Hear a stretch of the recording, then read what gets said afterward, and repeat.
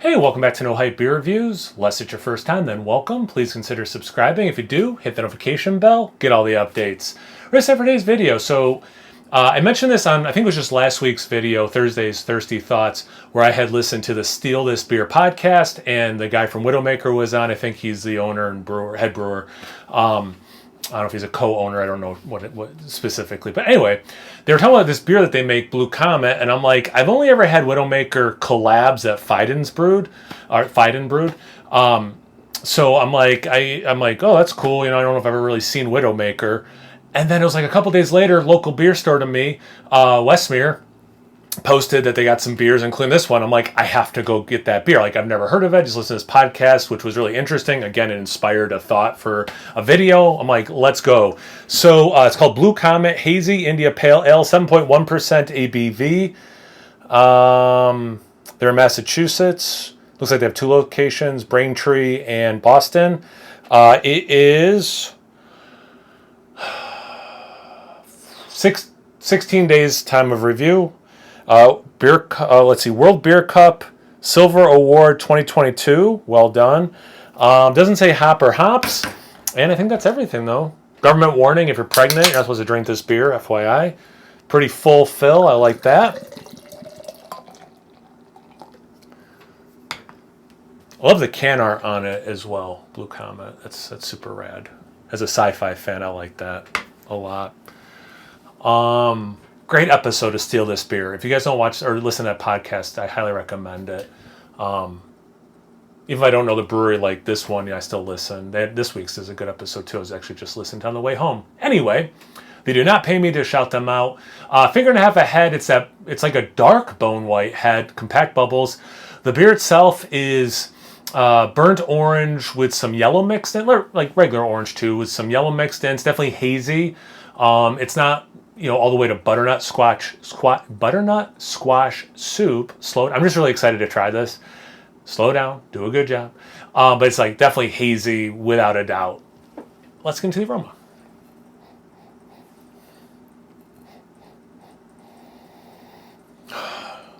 Citrusy, orange juice, a little bit of orange zest, pith even. So it's like, I love orange, so it's always cool if it kicks out any kind of an orange thing, but to have some complexity in that is cool. Is it a slight grapefruit, maybe? Like very, very, very, very slight. I don't think it's lemon or lime, but there's some other citrusy thing. A little bit tropical, a little pineapple. Relatively ripe mango. Relatively ripe peach.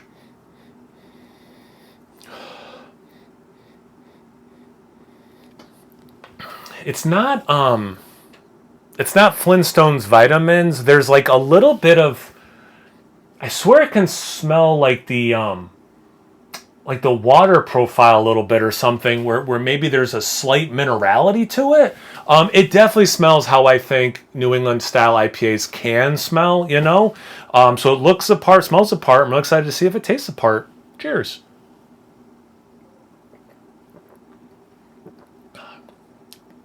That's nice.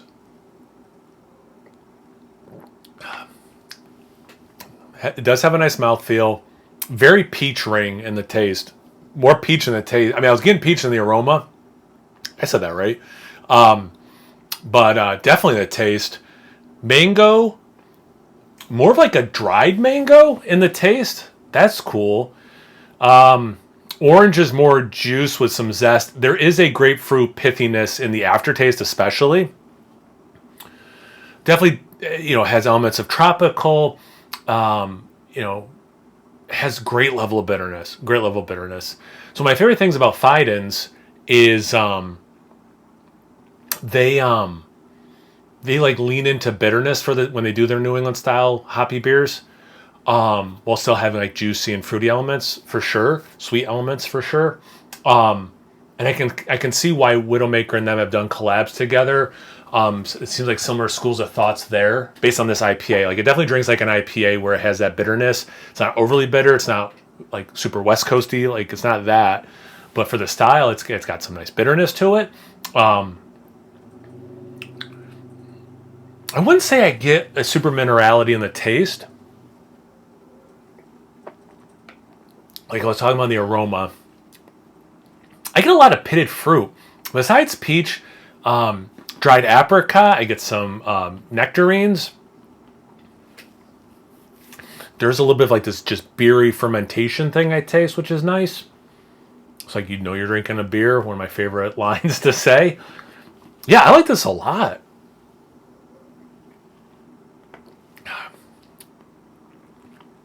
Yeah, I can see why. I think they said something like this is like 50% of their sales.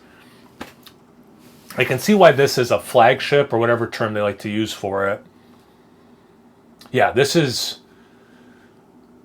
It's not paint by numbers for the style, which I like, but it does, in a weird way, this is going to sound contradictory. It's also something I haven't talked about in a while. It checks the boxes for the style, but it also doesn't seem like it's paint by numbers for the style. And I know that sounds like, well, what do you mean, dude? I don't know, but like that's the best way I can describe it.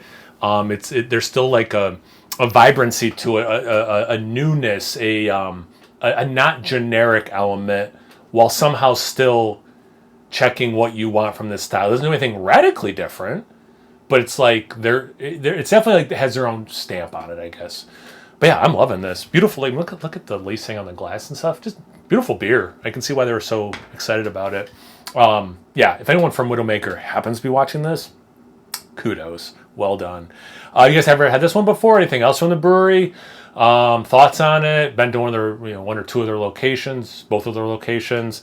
Something else completely different you want to talk about? Anything, everything? Comment section below. Let's get a conversation going. Once you're done doing that, make sure you check me out on Instagram and Untapped. It's No Hype Beer Reviews, both those places. So please like, comment, subscribe, and most importantly, imbibe. Cheers, everyone.